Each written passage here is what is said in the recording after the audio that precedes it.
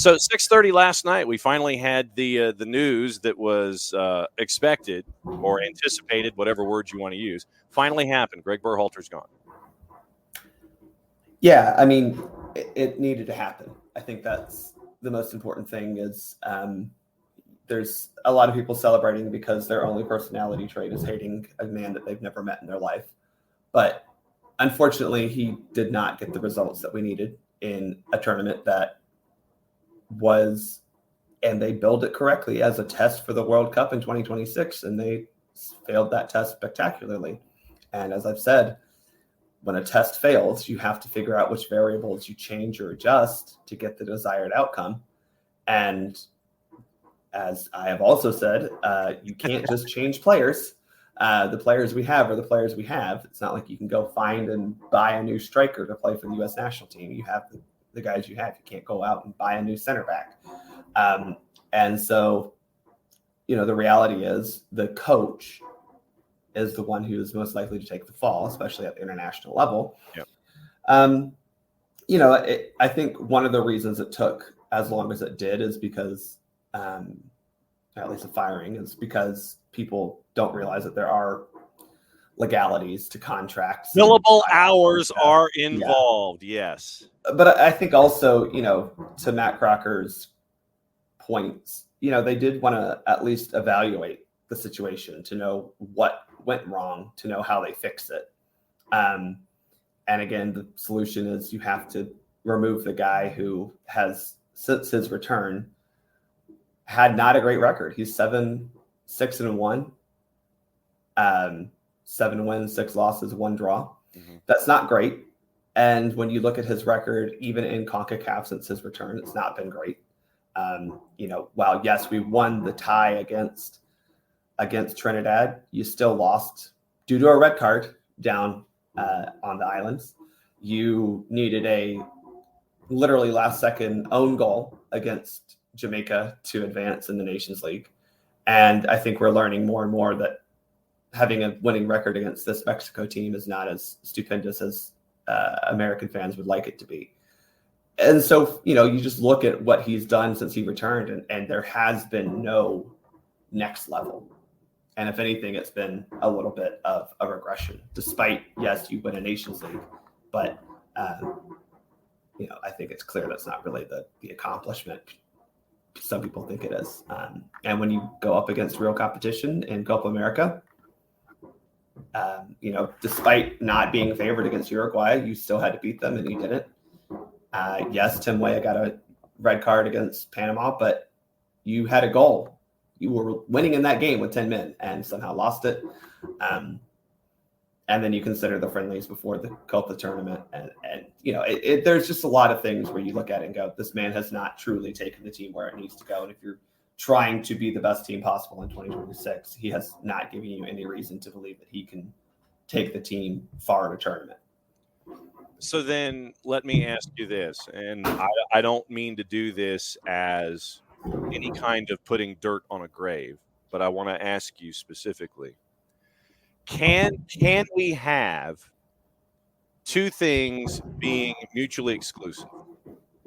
Can we have the notion that Gregg Berhalter is a good coach, but at the same time, you have to change things as we are a network one cycle here, but you have to change things if things do not go the way that you anticipate that they go. Can we have two things that are both mutually exclusive and both be true? I mean, in theory, yes, you could have those things happen where a good coach just doesn't fit the situation right now, which I do think to an extent Gregg doesn't fit the current situation of the men's national team. However, that would also, the other half of your question implies that Gregg is a good coach. And I personally don't buy into that as much as a lot of people are trying to push that narrative. But hey, pro-American coaching propaganda is always something. Well, and I mean, even if we're talking club level, I mean, I'm not necessarily talking national team, but Gregg Berhalter, I think I said what I said. Yeah. I said what I said. Mm-hmm. I think he was an overrated coach at Columbus Crew. Okay. And I know y'all love him, and that's great. I think that his one good season at Columbus seems to be the anomaly of his coaching career. And he, was okay at Columbus. I don't want to say he's a bad coach. I think he just is a coach who has U.S. national team pedigree. And, I think he says a lot of the right buzzwords and believes in playing the right way. But I think it's very clear that even throughout his entire career, he really hasn't been able to produce the style of soccer he claims that he wants to produce. I think, he was fine in Columbus. I think he can definitely go to an MLS team like, say, Chicago, not even have to move, and make them better. Like, if he goes to the Chicago Fire this year, Chicago will be a better team in 2 to 3 years. Now, Chicago itself is a dumpster fire. Which I was waiting for that. That would definitely not be a Gregg Berhalter problem. But Frank, I think I'm sorry. I've just never bought into him being this fantastic coach, and I think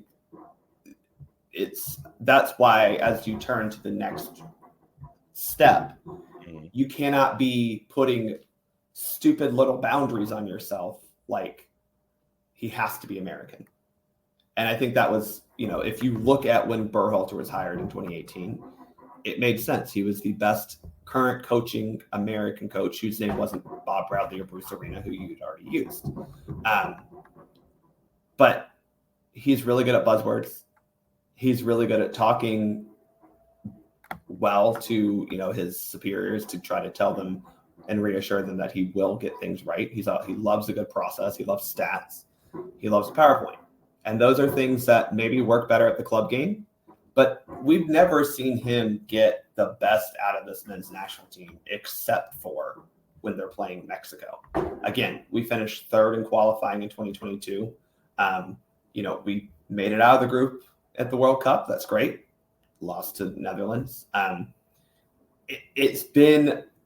Gregg has always barely met the expectations with this national team. And at some point, I don't know exactly when, I'd have to go back and actually look at the games, but at some point, the ability to just meet expectations, and maybe it was the Panama game, that was when it truly hit, but that no longer became good enough. And there were a lot of other cultural reasons, I think, in the locker room that led to the problems that we had. No, I mean, I'm sorry.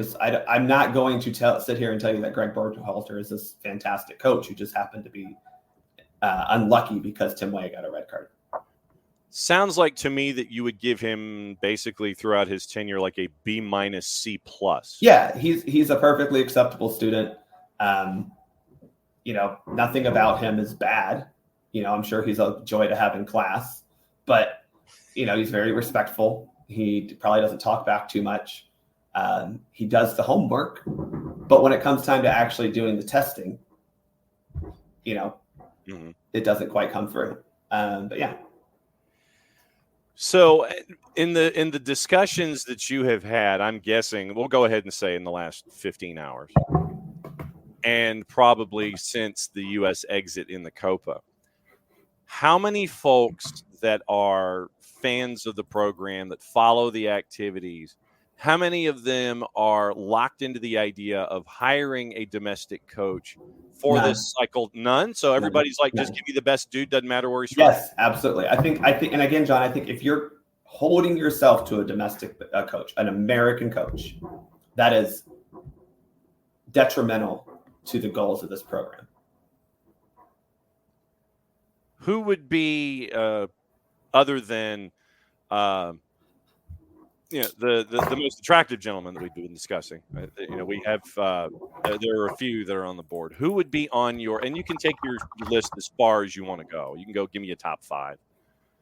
Who on your list would you sit there and say, hey, we got to talk to so-and-so. I think this guy's got to be on your list. I would imagine, I think I remember seeing that Matt Crocker said that money is not going to hold us back in any regard. Yeah, I don't know if I believe that money won't hold you back. I do think as fans need to realize that there is some level of financial there's a financial cap, but you know, he was very clear. Canada can bring in a tenured professorship, you know, so maybe the I mean, and I'm not joking that they need to explore how does that work, because there are rich people in this country who want soccer to grow. Some of them own MLS teams, some of them are just rich people. Yes, and you know that is definitely a route you need to look at, especially for the 2026 World Cup. On my list, here you go, Bernard. Okay, he's on the top of my list. Right. Murat Yakin, who's coaching Switzerland right now. I don't know where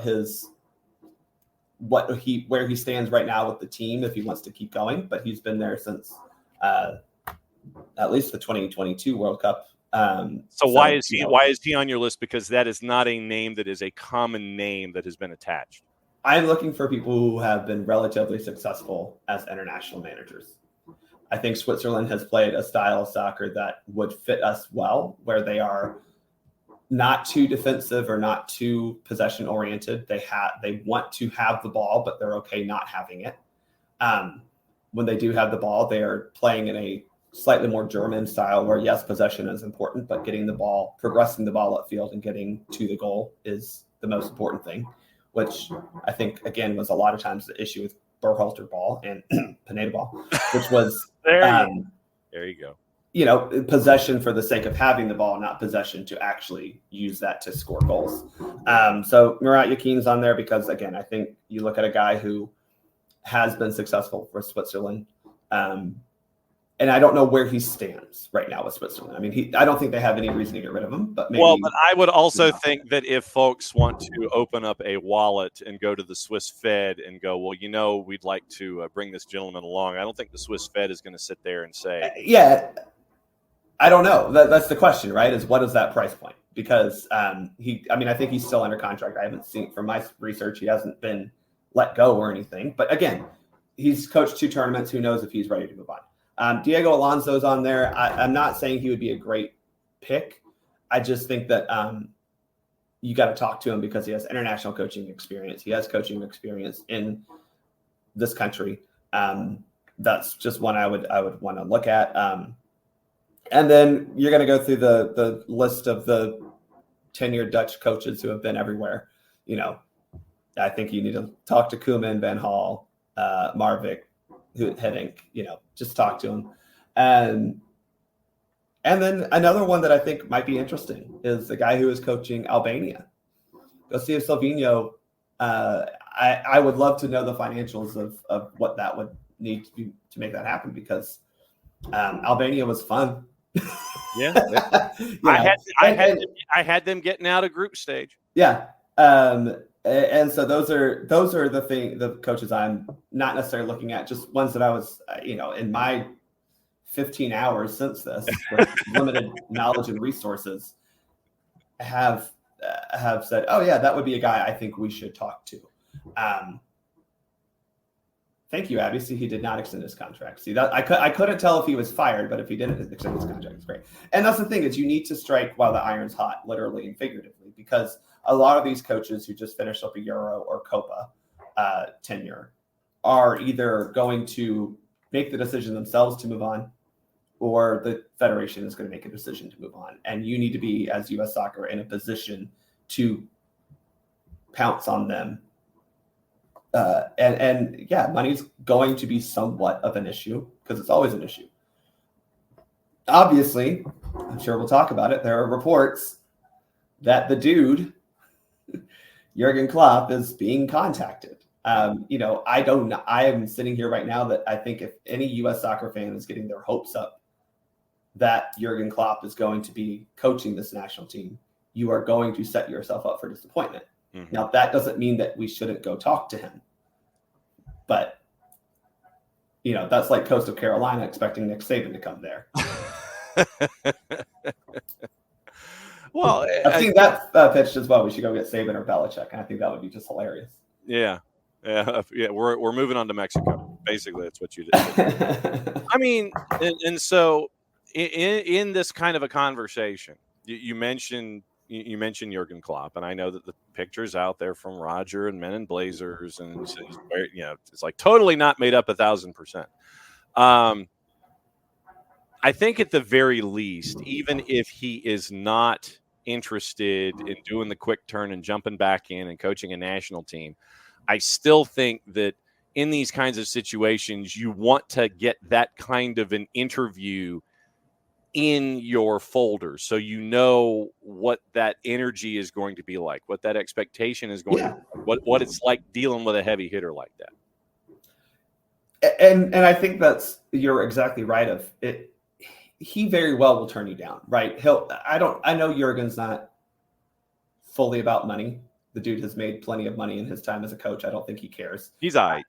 Jokingly, you could, I'm not joking really, but you offer him a VW dealership or two in major metro areas. And you say, hey man, you can have ownership of, VW Atlanta and Chicago and, Arlington. Kind of like Saban and Mercedes-Benz. 100%, and maybe you give them some McDonald's franchises. I don't know, but there are ways to. That's what I'm talking about when you consider what a financial package looks like. I mean, do you give them just part ownership of NASDAQ? What's the NIL deal involving your? Yeah, right. And I think that's something that you need to interview Jurgen to figure out. And by the way, you have time, but you don't have much time because you do need to you don't want to waste time. September's over there, but it's not over there. Right. And you don't want to waste time looking at other guys get snatched up, or women. I don't know. That could happen too. Go get Sabrina Wiegman. Who knows what she's up to. But I think that, as you mentioned, the thing about interviewing Klopp is it may give you an idea of what it would take to get a big name-ish hire. Maybe he turns you down, but you go, okay, well, he was at this level. Who do we get at, whatever that, if he's at 10, how do you get someone between 5 and 7? Right. And what does it take to get a manager like that? Because again, I think, well, if I can disagree with Matt Crocker for a second, sure. And he deserves a lot of scrutiny for this, but he did mention something that he wants a coach that's focused on player development. And I'll be honest, Matt, I don't care about player development. You need to hire a guy who's going to get the best team possible on the field at 2026. After that, move on. That's fine. But you have to understand that 2026 is the thing that matters.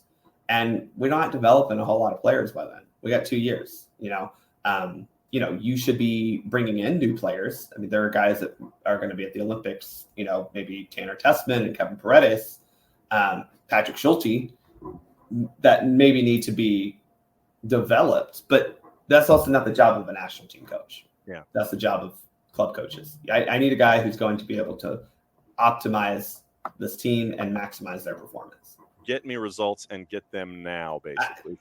I mean, you got 2 years to get you a result. It's the Veruca Salt approach of soccer. Yeah. I want it now. Basically. Yes, very much. I know that there were some other names that were put in the Twitch pitch, and one of them was Steve Cherundolo out in Los Angeles, because I know we were discussing coaches that are of a U.S. base. My concern about someone like a Steve Cherundolo is that stylistically, I think he has regressed in the last year and a half at LAFC, and he seems to be more about outbound criticism instead of looking at how you're constructing things when it comes to your roster and your own output. It's more outbound as opposed to output, and that's why I think you're 100% right. Because all he wants to do is kvetch in CONCACAF, Well, and I think, John, that is a little bit of, he needs to still grow as a manager. He's still very young in his actual managerial career. I know he's had a lot of time managing youth teams over at Hanover, and he was coaching a USL team, but the lights at that point were just, the LAFC minor league team. So managing is a loose term. His goals were different. So he is still learning. That does not mean that Steve Cherundolo is, in my opinion, a terrible coach. I mean, he clearly has won some things for LAFC. Good for him. But he needs to still grow and develop. And I think if you want an American, I think your goal is you take 2026 and you go, how do we use this to create a bit more of a ground level infrastructure to make sure that Americans can start doing and getting the best jobs and getting the best out of our teams. And maybe Torundolo is the guy for 2030, if that makes sense. Maybe he kind of develops as a coach. And now after the World Cup happens, you see Dolo as a guy who can be a national team manager. And maybe there are others. I mean, there's a guy in Cincinnati who's doing a pretty darn good job. Maybe by that time, a guy who probably is going to get fired in Austin after the season, but maybe he gets a better coaching gig. I don't know. That's mean. He might not, but you know what I'm saying. I know. Well, as considering how impatient the folks are in Austin. Yeah. Austin's put too much money into to not win. But, there are American coaches who come from the second generation, if you will, of the modern American player who might be better suited to take on a national team gig after this cycle. None of them are ready right now. And that's, again, the thing that if you need an American, none of the American MLS coaches are ready right now. And Amelia, we will discuss what's going on in Bart's background before he goes. Nino Torres from Gold TV joining us in about 7 minutes to break down everything that happened at the Copa. And once again, FS2 doing the Lord's work right now. We're in the 64th minute of the rewatch of Uruguay and Colombia from last night. I know that there are a lot of names that are out there. I know David Wagner was put in the Twitch pitch. I don't know if David Wagner has the cachet that would be attached for something like this. Club, sure. Yeah. National that would be my concern with David Wagner is he definitely doesn't have the international management experience that I would want. That said, he does have international playing experience, and I do think that is somewhat important here. Yes. But again, he's an American. Can that work? He obviously, again, he played for the U.S. national team. So if you want a dude who is an American, that could be your guy. But he's on my list. Let's just put it that way. I think you absolutely have to talk to him. And he doesn't have a job right now, so he can't be super demanding of a salary. So when we discuss Gregg Berhalter and the legacy of Gregg Berhalter, I know that we talked about probably ends in conduct from our elementary school report cards, needs improvements, maybe some satisfactories in there, depending on listens well, plays well with others, respects materials. The conduct section that we used to have when it came to our elementary school report cards. You gave him basically a B-, C+ as a manager. What do you think his legacy will be? Good, bad, middle of the road, what have you? What aspects of his legacy do you think folks will carry with?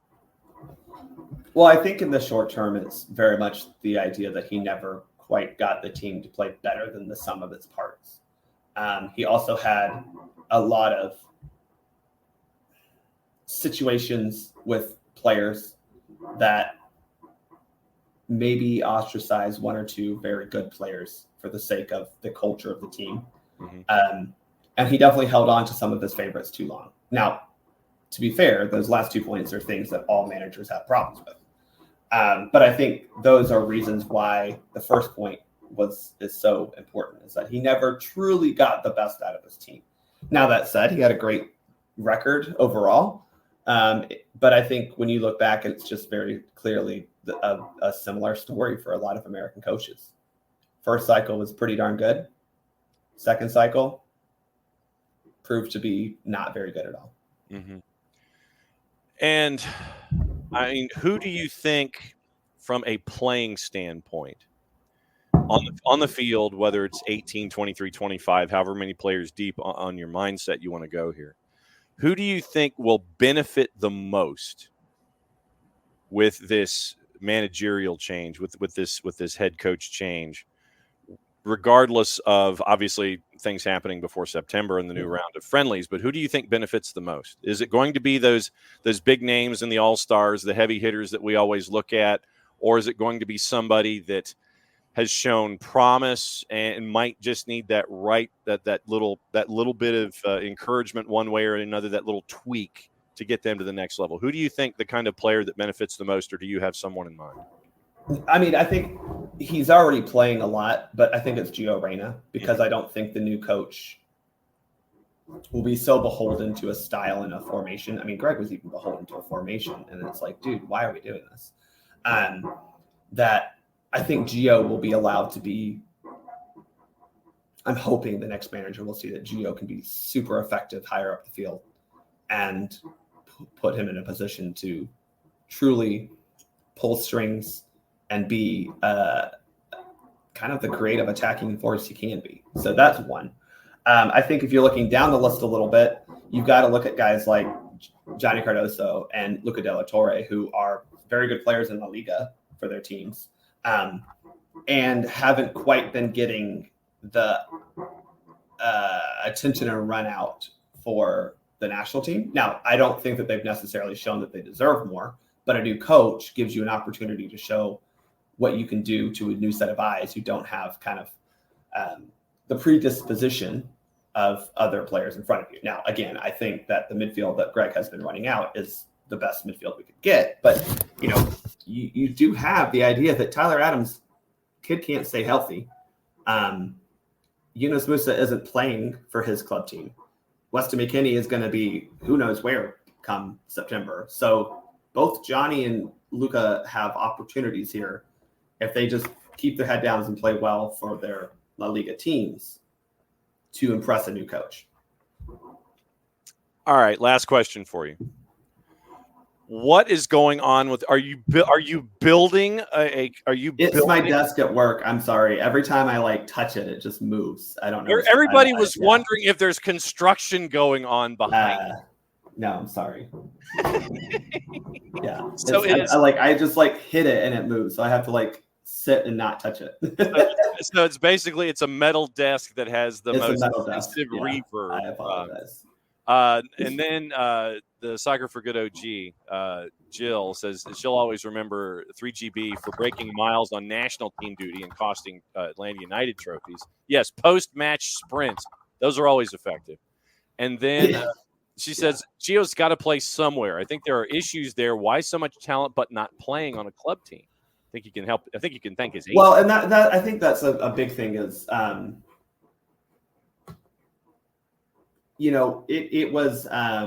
it's hard to truly criticize Gregg for the Gio situation because Gio himself has done himself no favors. He hasn't been a locked-in starter or player for any of his club teams. Mm-hmm. He hasn't. When he got his move to Nottingham, which I don't think was a good move, I think we all understand that. Yes, that didn't help him. He needs to find a club where he can play and thrive. And if you're asking me, I think he needs to go to maybe a lower tier Bundesliga team, go somewhere middle of the table, and find playing time there. Maybe go over to play for Pellegrino Matarazzo and see maybe that can help. Or maybe you need to move to a different league. Maybe you need to go to La Liga and play for one of the 7 clubs that are good, but not I think he was linked to Sevilla at one point. Maybe that's a good option for him. But he does need to go find himself. No, don't go to Schalke. I said a midfielder. Although he might not have to move too far because they're right across the way from each other. But I think that it's Gio's a great example, maybe the best example of American players who clearly have a lot of talent who need to find a better club situation. And that is the project for all of them going forward. And as you look at, as the transfer window opens in I don't know math, but very short amount of time. Yeah. What are we at? Not quite 20 days. Yeah. They need to start looking at where are they going that they can start playing more because they do. Again, they all have opportunities right now to impress a new coach. And a lot of the impressions that you're going to make are at the club level because that's where they're going to see you play the most. And he's got to make. And I don't think that Gio is that way anymore. I think he had a growing a learning experience in 2022.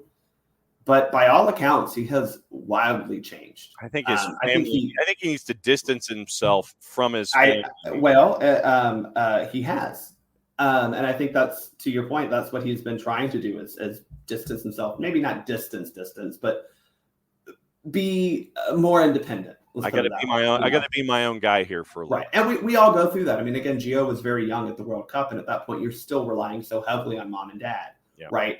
I from my own experience, your first job you're looking for. I mean, how often do you call mom and dad to be like, Mom, Dad, this thing happened. What do I do? It's like all these things. And by your third or fourth job, you go, oh, I'll just let you know what happens, Mom and Dad. At some point you figure out how to buy a car without your dad there. I mean, it's just one of those things that you grow as a person and you grow in confidence and you gain knowledge and wisdom. And that's where he is. Again, he of all the players is one who is still very young. A lot of the guys are now nearing their mid-20s. Gio's still very young. And he still has growing to do. But again, he is a guy who, if you are an American soccer, if you're a U.S. soccer fan, you have to look at Gio Reyna as a pivotal player going to 2026 because of his talent, his skill, and to be frank, his nastiness at times. I mean, we need that. If the biggest lesson I took out of Copa America, John, and I know we're going way over time, is this team was not mentally ready to put it all on the line to win. Gio brings a little bit of that to you.